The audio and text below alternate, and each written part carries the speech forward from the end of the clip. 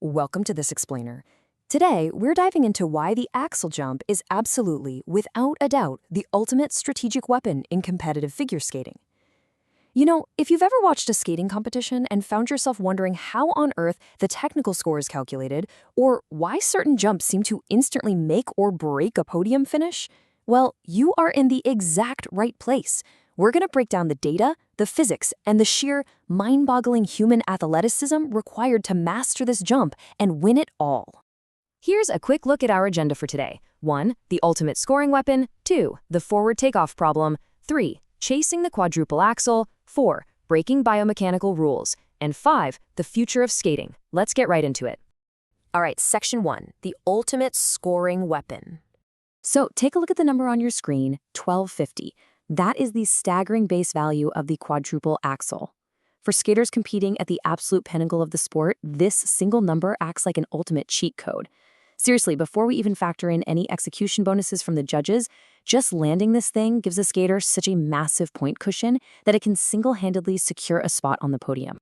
If we compare the base values across all 6 jump families, the axel is it's the undisputed king of the rink.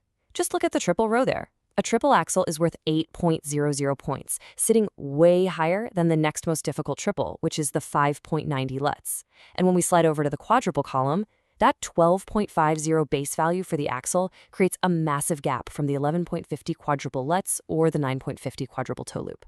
In a sport that's often decided by literal fractions of a point, this built-in mathematical advantage is exactly how championships are won. But here's the real kicker, guys. Beyond just the massive points, mastery of this jump is an absolute prerequisite for elite competition. Why? Because the rules literally force you to do it. You can't just avoid it if you're not good at it. Skaters are strictly required to perform a solo axel in their short program, and in their free skating routine, at least one axel-type jump has to be included among their maximum of 7 allowed jump elements. It's the inescapable cornerstone of modern figure skating. Moving right along to Section 2, the forward takeoff problem. So you might be wondering, why is this specific jump so heavily rewarded and notoriously difficult to land? Well, it all comes down to its unique anatomy. The axel is the only basic figure skating jump where the skater takes off facing forward. But because all jumps in competition must land gliding backward on an outside edge, an axel actually demands an extra half rotation in the air. So when we talk about a quadruple axel, we aren't actually talking about 4 rotations. It's 4.5 intense rotations in the air. It behaves much more like a quintuple jump. Because of that extra half rotation, its evolution was a grueling, historic climb. It started all the way back with Axel Paulsen's 1882 invention, and get this, he incredibly did this on speed skates, which is just wild to even think about. It then took until Dick Button's 1948 performance to see the first double, and Midori Ito's pioneering 1988 jump to mark the first female triple. Finally, it was Ilia Malinin conquering the quadruple in 2022. Every single half rotation added to this timeline represents literally decades of intense athletic struggle. Looking at the trajectory here, you can see the setup, the launch, and the landing. Because of that forward-facing edge launch, a degree of skidding is always going to occur on an axel takeoff. This actually means skaters never complete the full 4.5 rotations entirely in the air. Some of that rotation happens right on the ice during the skid. So to clear the remaining rotations before the blade strikes the ice again, they have to achieve extreme flight time. They literally have to survive gravity. Okay, Section 3, chasing the quadruple axel. To buy that precious airtime, skaters faced a brutal biomechanical dilemma that kept the foray unlanded for decades. For a long time, older research established what we call the traditional trade-off theory. This idea suggested that to gain the massive vertical lift needed for those extra rotations, skaters had to use longer, wider takeoff skids. Essentially, the skid acted as a mechanical brake on the ice. The skater would intentionally sacrifice their fast horizontal approach speed, converting that forward momentum into an upward vertical launch. This was thought to be an unbreakable rule of the sport. Now, this created a huge catch-22 for elite athletes. Just look at skater B here. He had a beautiful, high-quality horizontal jump style. His world-class triple axel covered a massive 3.62 meters in horizontal distance at high speed, earning him a huge 4.29 grade of execution from the judges. And judges love distance and flow, right? But here's the paradox. To even attempt the massive base value of the 4A, Skater B had to abandon the very horizontal style that won him so many execution points. He had to purposely reduce his speed and shorten his jump distance to try and launch high enough to fit in those 4.5 rotations. The very thing that won him points made the 4A mechanically impossible. Which brings us to Section 4, breaking biomechanical rules. This is where the whole playbook gets thrown out the window.